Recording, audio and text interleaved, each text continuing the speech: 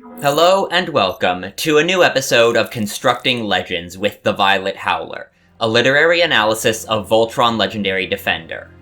In order to talk about the structure of the show's narrative and what the original cut of the final season looked like before it was changed by executive meddling, we need to discuss one of the characters whose story arc was most affected by said meddling.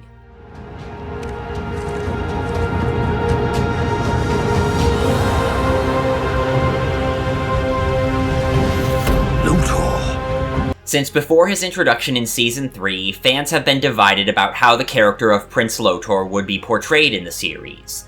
Prior iterations of the franchise have traditionally portrayed him as a major antagonist, to the point where fan discussion I saw surrounding when and how he'd appear in the series made him sound like Team Voltron's de facto arch-nemesis, the Joker to their Batman, the Megatron to their Optimus Prime. But with Legendary Defender being made by some of the same creative team that worked on Avatar: The Last Airbender, many fans were speculating that his involvement in the plot would take inspiration from that of Avatar's Prince Zuko, who was the son of the main antagonist and started out opposing the heroes but eventually came around to joining their side. Much like Zuko, every iteration of Lotor had a similarly rocky relationship with his father, and many viewers of Legendary Defender were open to the idea of Lotor becoming an ally of Voltron in their fight against Emperor Zarkon. Legendary Defender's marketing even encouraged this debate after Season 4 ended with Lotor saving Team Voltron's lives and offering an alliance following him being declared a fugitive by his father. Because in the lead-up to the premiere of Season 5, the show's marketing put out YouTube videos, Instagram polls, and Facebook posts asking fans whether or not they believed Lotor was trustworthy. Season 6 appeared to settle the debate by allegedly revealing that Lotor had been murdering the surviving Alteans in secret over generations, and that he had manipulated Allura into empowering his giant robot Syncline. But even after he was killed off-screen by executive meddling, Season 8 still contained hints that there was more to the story that I went over in detail in my previous videos, to say nothing of all the other details that contradicted what Romell and Keith were telling us. However, many of those details have been ignored by most of the fanbase because many fans already assumed that Lotor was a power-hungry tyrant. Thus, any attempts to point out details which contradict that perception of him have been dismissed as making excuses for his crimes for shipping reasons. But by pushing the narrative that Lotor was always an evil monster, that segment of the fanbase demonstrated a fundamental lack of understanding of his character and motivations over the course of the series. So for today's video, I'm going to be discussing what we've been shown about Lotor's character, the evidence that the narrative we were presented about what he was doing at the Altean colony wasn't accurate, and what that evidence implies was really going on. Follow me!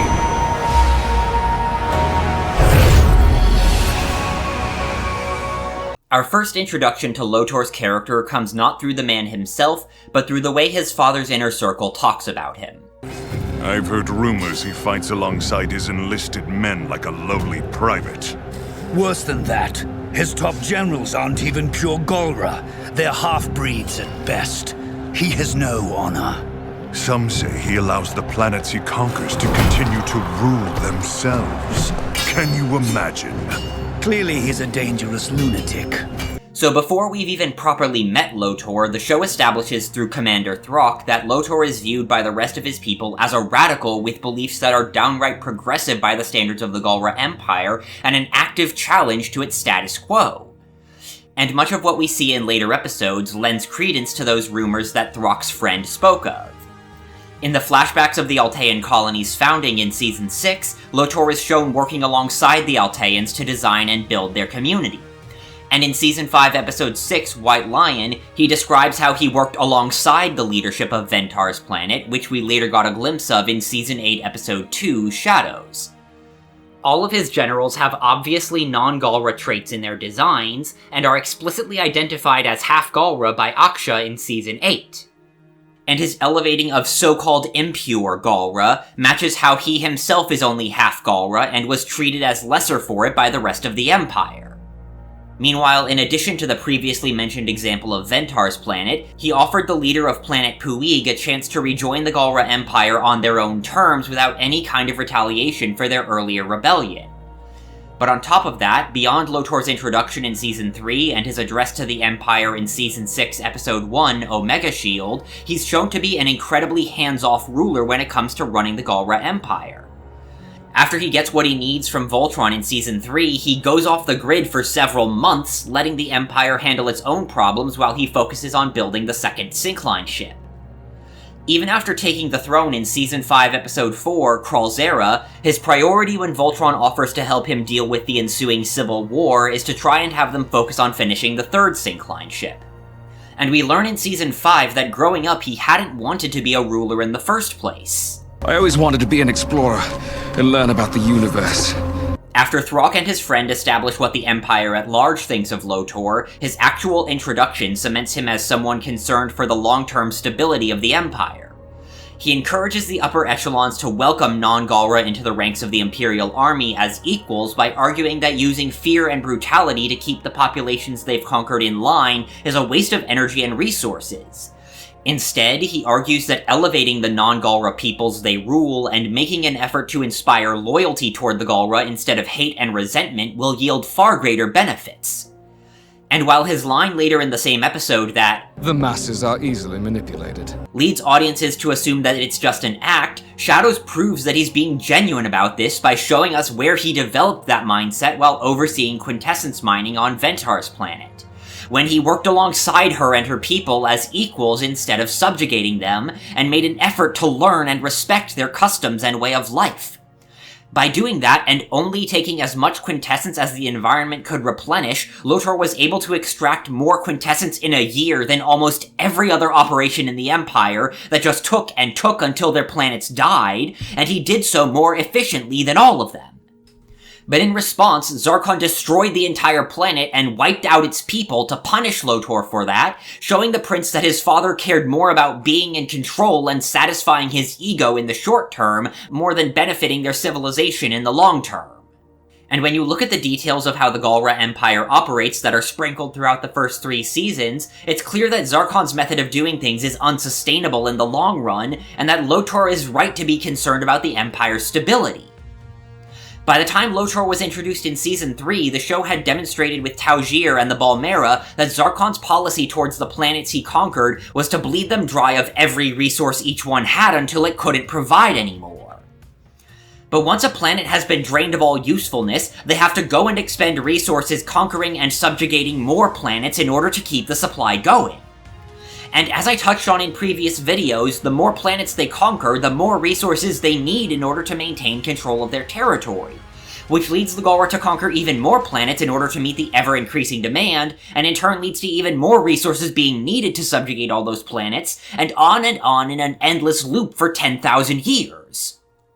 So in order to give the Empire a reason to change from this paradigm once his father is out of the picture, Lotor needs to give the Galra a way to acquire their most critical resource that doesn't require taking it from other peoples. Otherwise, he'll just be overthrown by his own subjects if he tries to do more than transition their existing quintessence mining operations to follow the more sustainable model that he employed on Ventar's planet. Especially because the show demonstrates with Zarkon in Season 1 that regular infusions of quintessence can extend your lifespan, and we see with examples like Sendak that Zarkon shared this boon with Galra officers he trusted, meaning that without another source of quintessence, many of those senior officers will fight to the death rather than give up their metaphorical fountain of youth. This is why Lotor was so invested in gaining access to the quintessence field with his Syncline ships and giving the Empire access to infinite energy.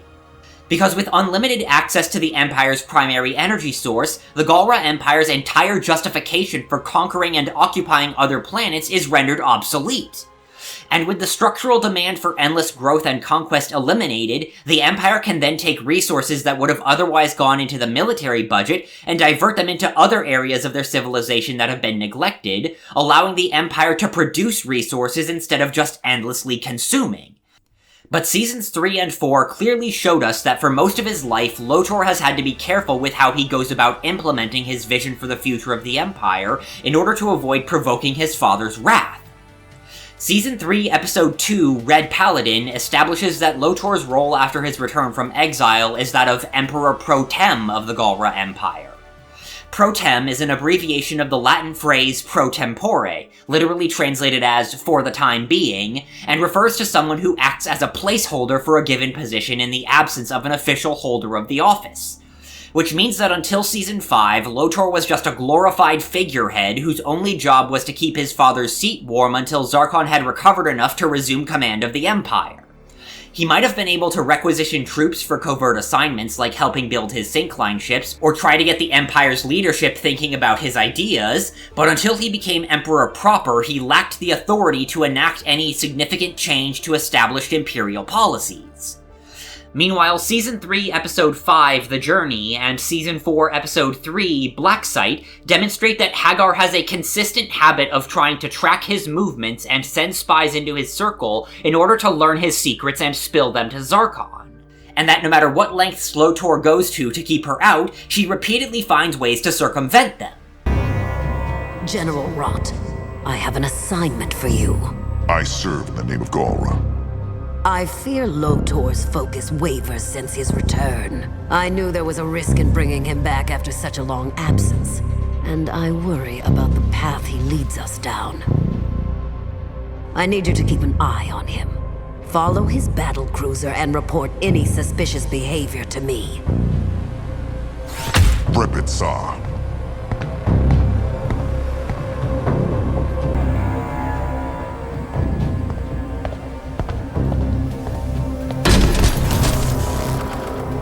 Stop sending your cronies after me. Run the protocol to search for trackers. Transpose the dynamics and run that protocol again.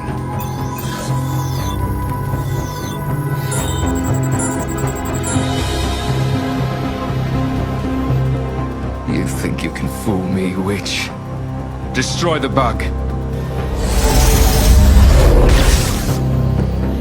With her even going as far as to turn one of his own generals into a spy cam without her knowledge or consent. 60% of the Comet's material has been used in the production of the first 2 ships, my lord. We will have more than enough for the creation of the third.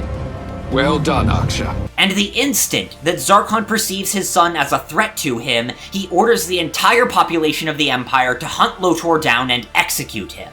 All citizens are authorized to use deadly force to stop him or any of his soldiers. I repeat, Prince Lotor is an enemy of the state. Engage with extreme prejudice. Kill on sight.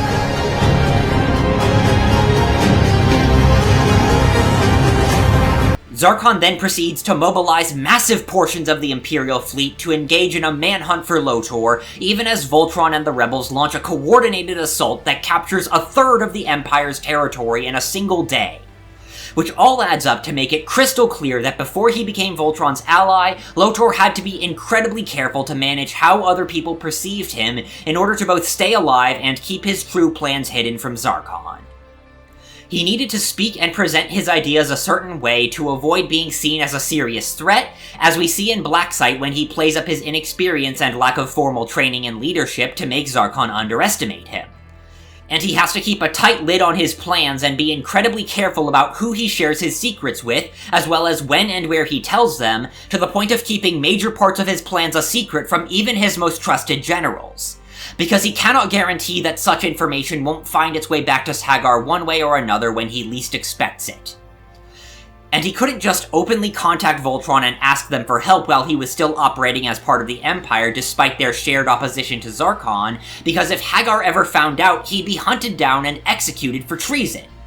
Which forced him to resort to duplicity and subterfuge in order to solicit Voltron's assistance in furthering his plans by tricking them into obtaining the Transreality Comet for him. And to at least pretend to try and reclaim planets freed by the rebellion like Puig to keep up appearances with the rest of the Empire. But his focus on controlling how people perceive him by keeping all his cards close to the chest ultimately has consequences for him.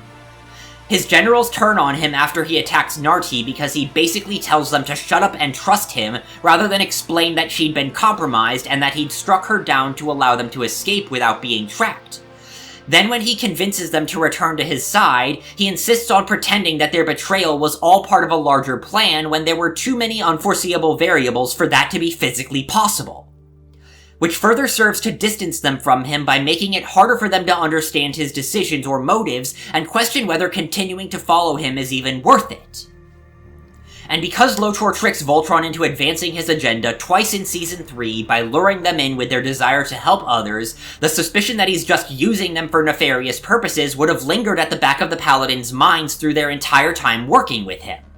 So that when Romel accuses him of exploiting and murdering Alteans, and Hagar sends the generals to kidnap him from the Castle of Lions, the Paladins immediately assume the worst because it matches up with their past experiences with him. But as a result of their understandable assumptions, both they and the audience rush to conclusions and fail to consider alternative explanations.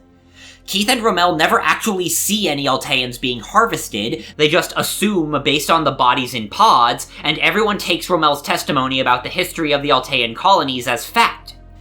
But what is often forgotten in the discourse surrounding the reveal of the Altean colony is that it's a common trope for characters to experience a falling out midway through the story because of a misunderstanding or miscommunication that gets resolved by the end. Like how Shrek overhears Fiona telling Donkey who could ever love someone so hideous about her nightly transformation into an ogre and thinks she's talking about him, causing him to send her off to Lord Farquaad and go back to his swamp before Donkey clears things up. Or how the lead character of Bolt makes it back to Hollywood only to see his human hugging an identical dog on the set of the show and thinking he's been replaced when the audience already knows that she still misses him and is only playing along for the cameras. And while we ultimately never got the payoff to it, there are multiple cast and crew comments which hint that Lotor's supposed villainy in Season 6 was intended to be an example of this. In an interview about Lotor with AfterBuzz following the release of Season 5, showrunner Joaquim Dos Santos describes how the big character point for Lotor is that he means things genuinely whether he's playing somebody or not, and follows through on everything he does. And showrunner Lauren Montgomery said in the same interview that when all is said and done, we'll be able to look back and realize that he's been telling the truth this whole time. It's just a matter of where does it go from here. Meanwhile, immediately after Season 6 released, Lotor's voice actor, AJ Locascio, started tweeting the phrase, "Lotor was framed," even including it in his tweet announcing the moment when the final season went live on Netflix. And when you look past the knee-jerk reaction to take everything at face value because of the franchise's history, there are multiple clues in the visuals of Romel's flashback which indicate that both we and our heroes are being misled about what's happening at the second colony. Because her conversation with her brother Bandor in her flashback implies that they believe all of the people on the second colony are alive and well. Yet they are having this conversation in front of a wall of names of those chosen that was carved into the base of Lotor's statue, while flowers are left at the wall's base, presumably by one of the Alteans under the name of a loved one. Which is not only how many memorials are in real life, but also blatantly parallels the garrison's wall of fallen soldiers in Season 7, and is not something that would make sense to do unless the Alteans on the main colony did not expect those chosen to survive. Especially because the flowers are all pink, which Season 3 established was a color that Altean culture associated with honoring fallen warriors. And on top of all that, Romel claims that none of the Alteans know how to fly the shuttles that she leads Keith and Crolea to, yet neither they nor the audience question why the colony even has them in the first place, let alone why one is just conveniently sitting clean and free of dust in a private garage directly behind Romel's house. Okay, why does she even have that lever? Not to mention that her claim feels hollow given that Bandor is able to successfully pilot one through taking off and flying all the way back home immediately after supposedly having his quintessence harvested to the point of death. And even outside of Legendary Defender, some viewers may be surprised to learn that Romel being dishonest about Lotor's role in the fate of her family is factually accurate to her portrayal in the original 80s cartoon. In the Defender of the Universe episode, My Brother is a Robeast, Romel and her family are introduced as the ruling family of Pollux, a planet inhabited by the warmongering exiles of Allura's planet Eris. The beginning of the episode establishes that the Polluxian royals are not only eager to conquer the planet their people were banished from, but that they are knowingly and willingly collaborating with Zarkon in order to achieve that.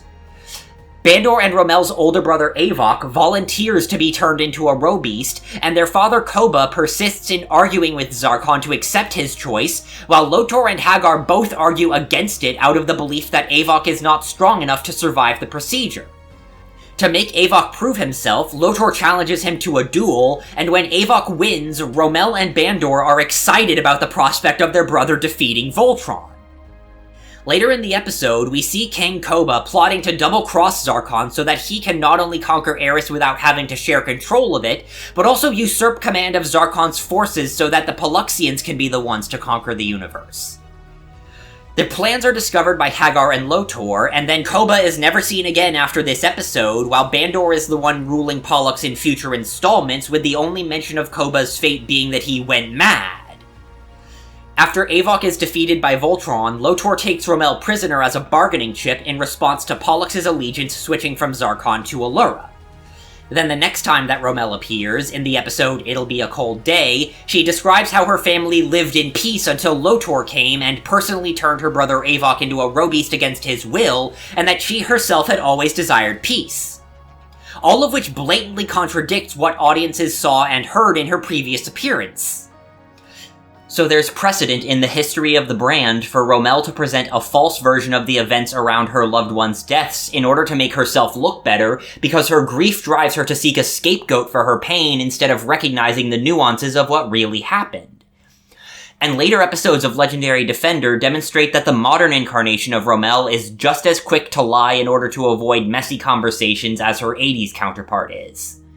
Whether it's something small like how she tries to cover her social blunder of insulting Macedus' dwelling in Season 7, Episode 5, The Ruins, by fibbing that disgusting actually means lovely in the Altean language, or something larger, like the fact that her former friend Luca explicitly told her at the start of Season 8 that their people were following Unnerva because they wanted to get Lotor back and take revenge on Voltron for what they did to him, yet she not only doesn't share this with the Paladins, causing them to fly into Orion completely unaware of what Unnerva was trying to do, but she even actively denies knowing anything when asked about why the other Alteans might be following Unnerva.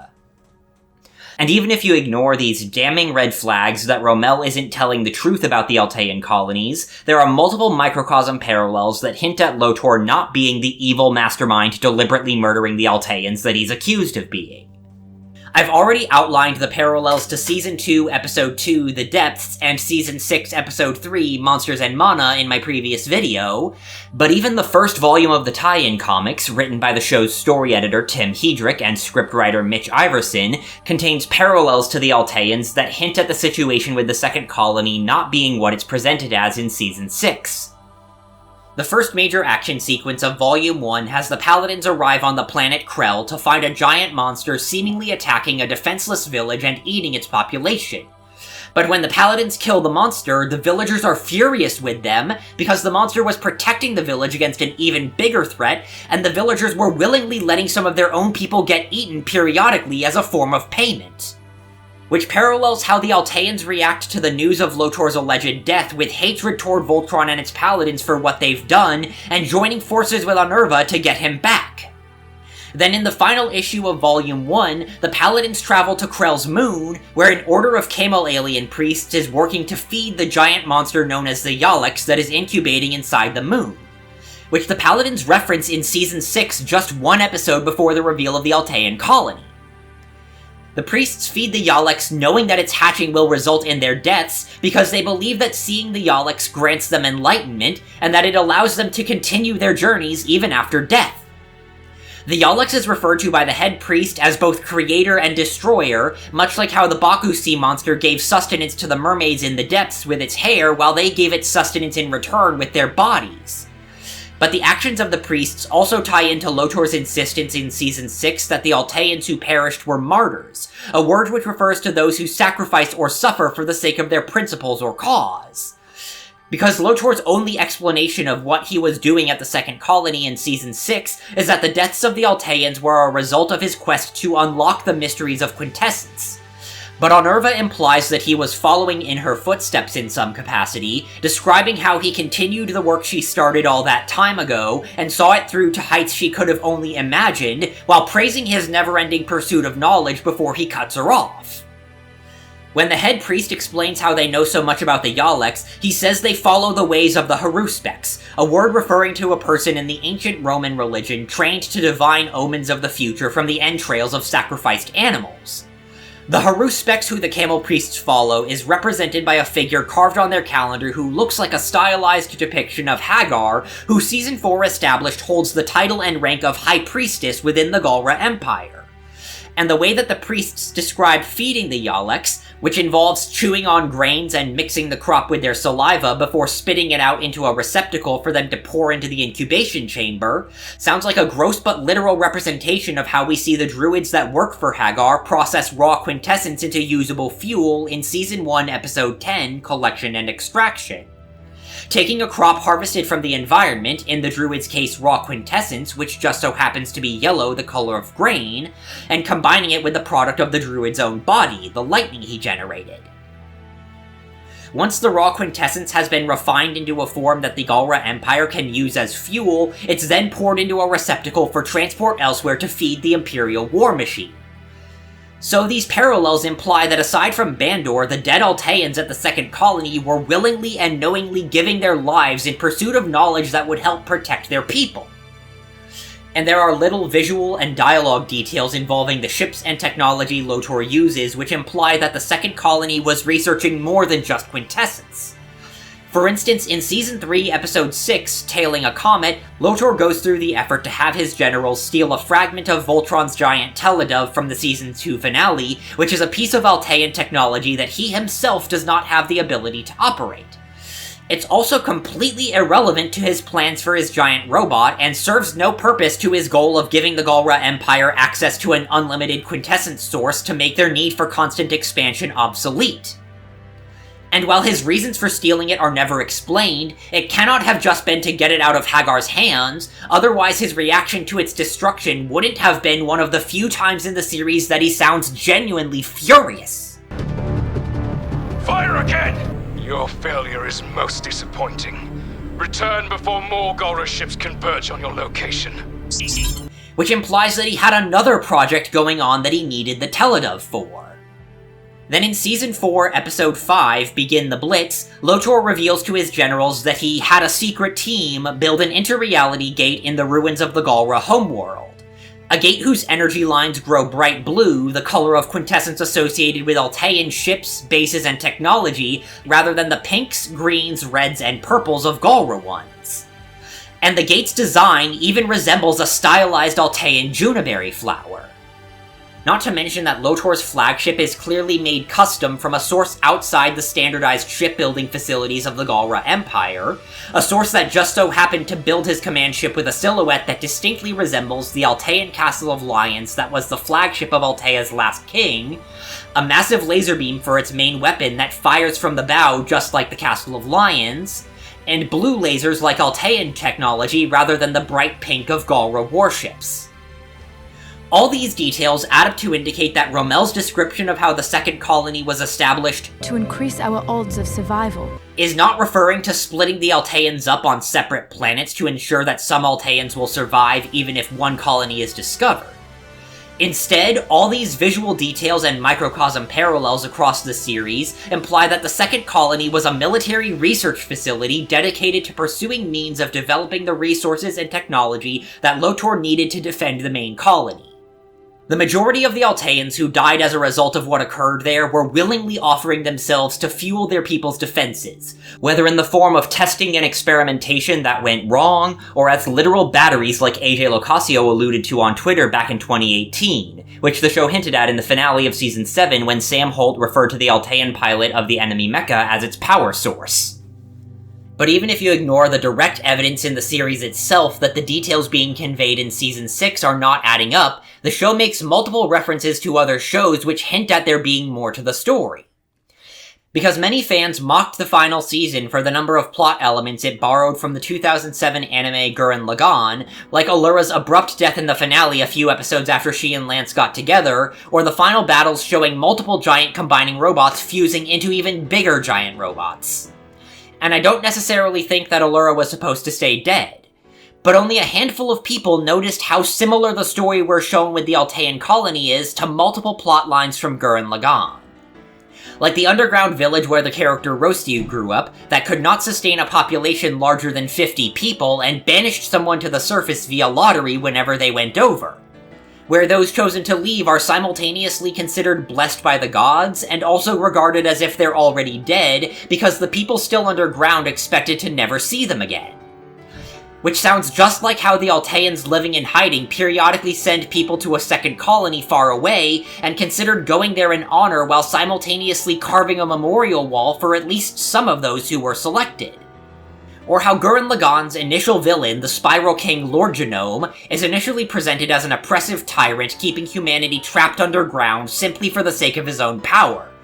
Then the second half of the series reveals that his villainy was an attempt at protecting the survival of humanity as a species from an even bigger threat known as the Anti-Spiral, who, after fighting Lord Genome in his youth, vowed to destroy the Earth and all life on it if the human population ever again reached 1 million people.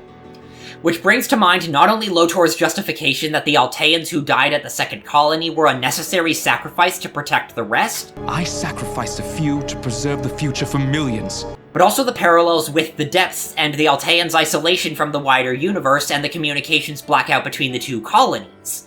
Especially given that Legendary Defender's 3-part pilot episode established that Hagar, who Lotor considered a threat equal to or greater than his father, could detect Altean energy signatures from multiple galaxies away. The Blue Lion has returned, and now I feel a resurgence of Altean energy. Alfor's daughter lives. How? I know not. And on top of those parallels, Lotor also bears some similarities to Rossiu's characterization in the second half of Gurren Lagann, where Rossiu becomes the second in command of Earth's new government and resorts to underhanded, often ruthless methods of attempting to protect humanity. From forcing all humans to move to the surface after Lord Genome's death, whether they want to or not, in order to keep track of the population count, to imprisoning series protagonist Simon as a scapegoat to quell public outcry after the beginning of the Anti-Spiral invasion. And when the Anti-Spiral attempts to wipe out humanity by crashing the moon into the Earth, Rossiu begins evacuating the population into the underground cities, planning to load the citizens of the capital into a spaceship to remain in orbit until after the impact. But after being informed that the destruction caused by the lunar impact will wipe out everything on and below the surface, he has samples of Earth's flora and fauna loaded into the evacuation ship alongside the refugees to preserve Earth's native species until the planet cools down enough to be habitable again. When confronted by his friend Keaton for leaving those hiding underground to die, Rossiu argues that he's trying to save as many lives as he realistically can, and defends his choice by saying that the leader's role is to make the hard decisions. Though Keaton expresses his distaste for it, he acknowledges that under the circumstances they're dealing with, Rossiu's line of thinking is not wrong.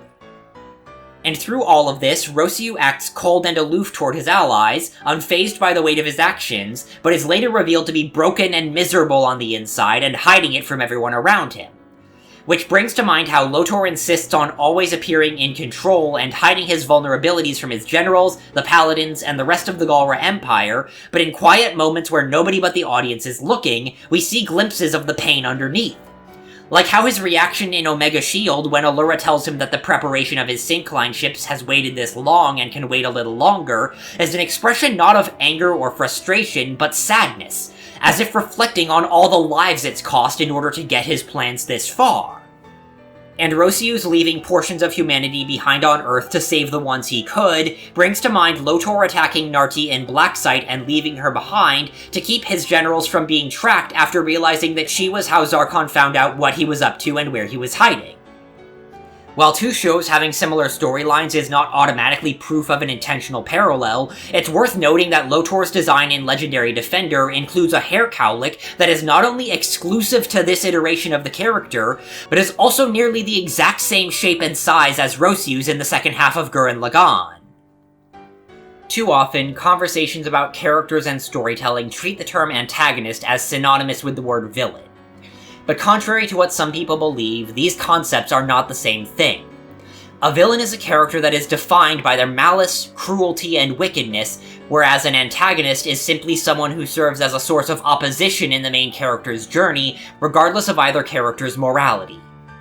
Alma Madrigal in the Disney movie Encanto serves as the antagonist whose perfectionist expectations serve as the source of the conflicts that her granddaughter Mirabel is trying to solve. And the genius detective L is the antagonist of the manga series Death Note, despite him being a hero trying to catch the serial killer protagonist Light Yagami. And while Lotor undoubtedly served as an antagonist toward Team Voltron at different points in the show's narrative, all the details and parallels in Legendary Defender make it clear that he wasn't the villain that audiences and other characters were so quick to condemn him as. He has blood on his hands by his own admission, but the details that the show establishes about his backstory, motivations, and personality paint him as someone who genuinely wanted to make the universe a better place and put a stop to the suffering that his father's people were inflicting on it.